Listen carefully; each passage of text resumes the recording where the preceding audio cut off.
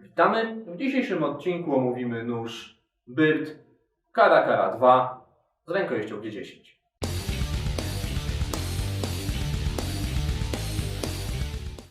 Jak widać, jest to nóż składany, dosyć duży. Jego całkowita długość, kiedy jest złożony, wynosi 4,75 cala, czyli około 12 cm. Długość po rozłożeniu wynosi 8,5 cala, czyli 21,5 cm. Długość głowni wynosi 3,75 cala, czyli niecałe 10 cm, zaś długość ostrza wynosi 3,2 cala w przybliżeniu, czyli nieco ponad 8 cm. Nóż jest wykonany ze stali 8 CR13 MOV i waży 121 g. Rękojeść jest wykonana z materiału G10, co różni tą wersję noża od poprzedniej. Nóż jest wykonany dość porządnie. Po rozłożeniu nie czuć żadnego luzu, ostrze nam nie lata.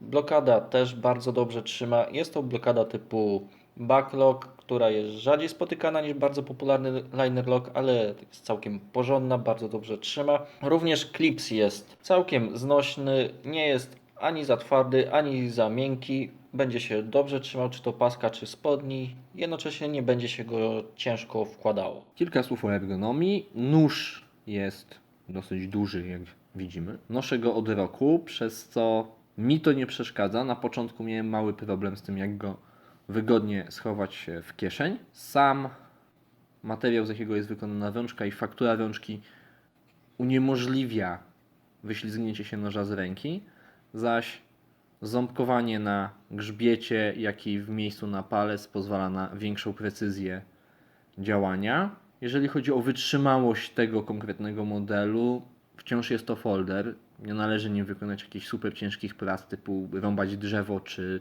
próbować je ściąć.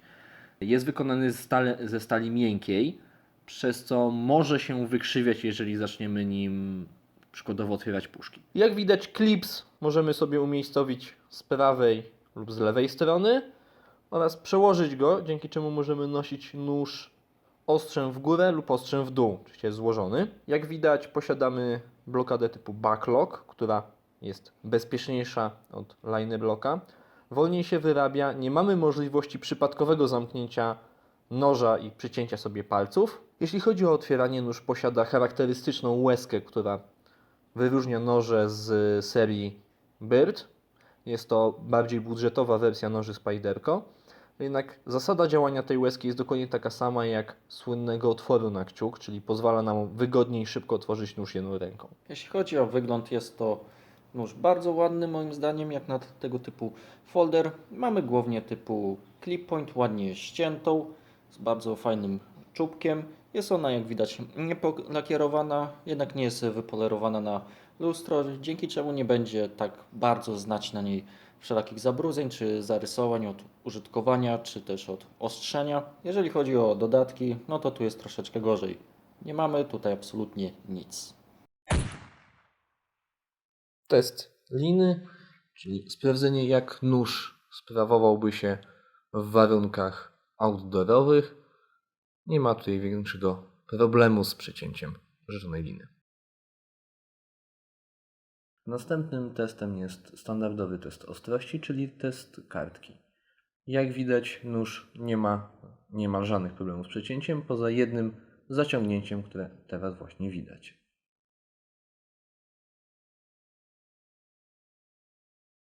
Kolejny test jest to test kartonu, czyli materiału, który spotykamy na co dzień i który często trzeba przeciąć. Jak widać, nie ma żadnych większych problemów. Ostatnim testem jest test spożywczy, czyli test pomidora. Pozwala on na sprawdzenie, czy nóż nadaje się do codziennego użytku, chociażby zrobienia sobie kanapki, czy też innej sałatki. Jeżeli macie pomysły, co jeszcze powinniśmy przeciąć, dajcie nam znać w komentarzach. Więc co sądzisz o nożu, który noszę ze sobą od roku i do którego przywykłem? No cóż, ogólnie mogę powiedzieć, że nóż mi się generalnie podoba. Podoba mi się to, że jest clip pointem, czyli ma czubek. można tym ładnie dźgać, ale z rzeczy, które mi się nie podobają, to nie podoba mi się ta łezka. Tak pokażę ją, żeby było dobrze widać. Nie podoba mi się ta łezka dlatego, że żeby ją otworzyć, trzeba wsadzić kciuk, zużyć energię, żeby popchnąć to, co trwa trochę czasu. Moim zdaniem dużo lepszy by był ten wystający bolec, jaki widzimy w wielu folderach, gdzie wystarczy lekko przesunąć kciukiem i wszystko się otwiera. Czy to jest kwestia przyzwyczajenia, bo ty nie używasz noży z łezką, też z jakimś innym tym.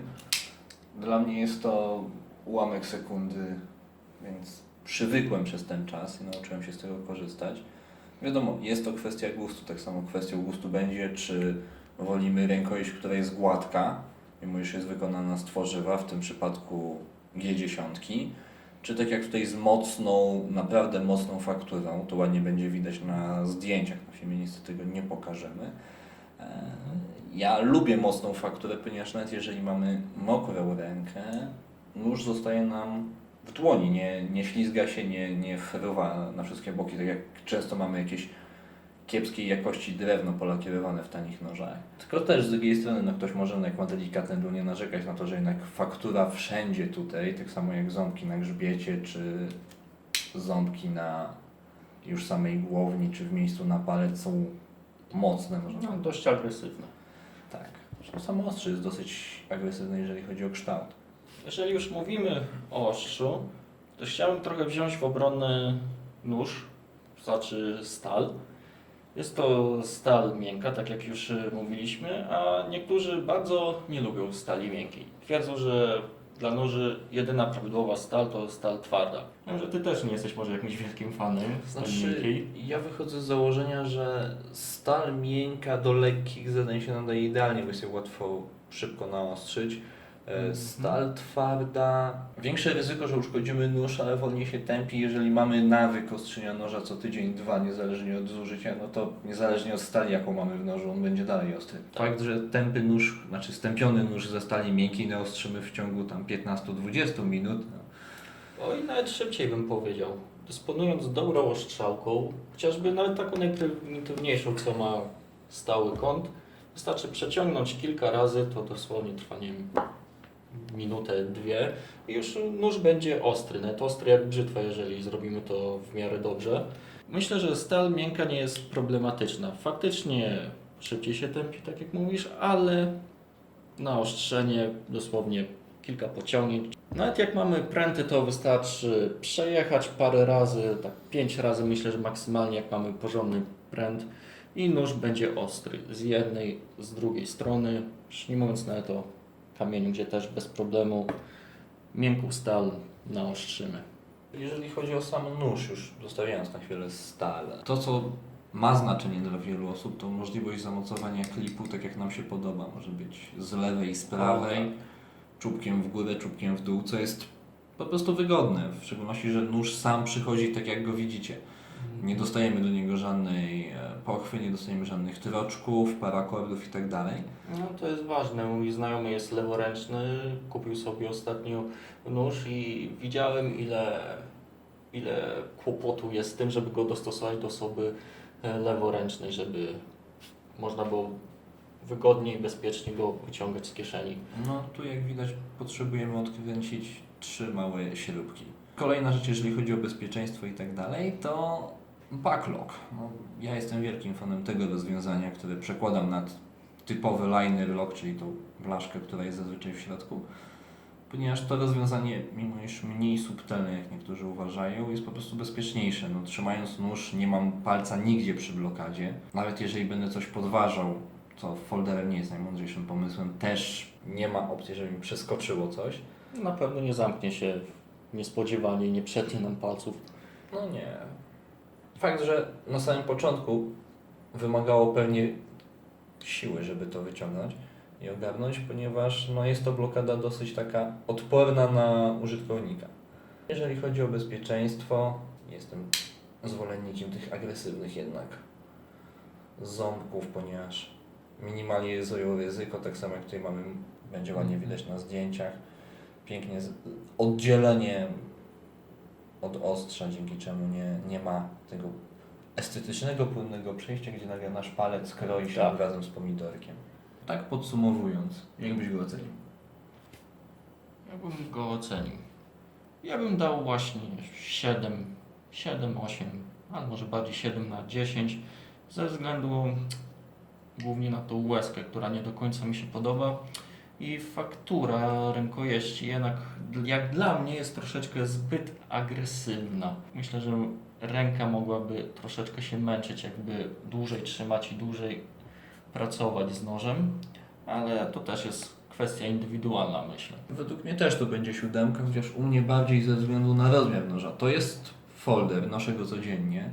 No ja mam dosyć długie palce, kieszenie w spodniach też nie mam najmniejsze, więc mi ten rozmiar nie przeszkadza, ale spotkałem się z opiniami wśród ludzi, którzy uważają, że jako folder do codziennego noszenia jednak 20 cm nóż to jest 3-4 cm za dużo. Jeśli chodzi o cenę, gdyby ktoś był zainteresowany tym modelem, oscyluje ona w okolicy 150 zł, czyli nie jest to nóż, który mocno nadwyręży nasz budżet.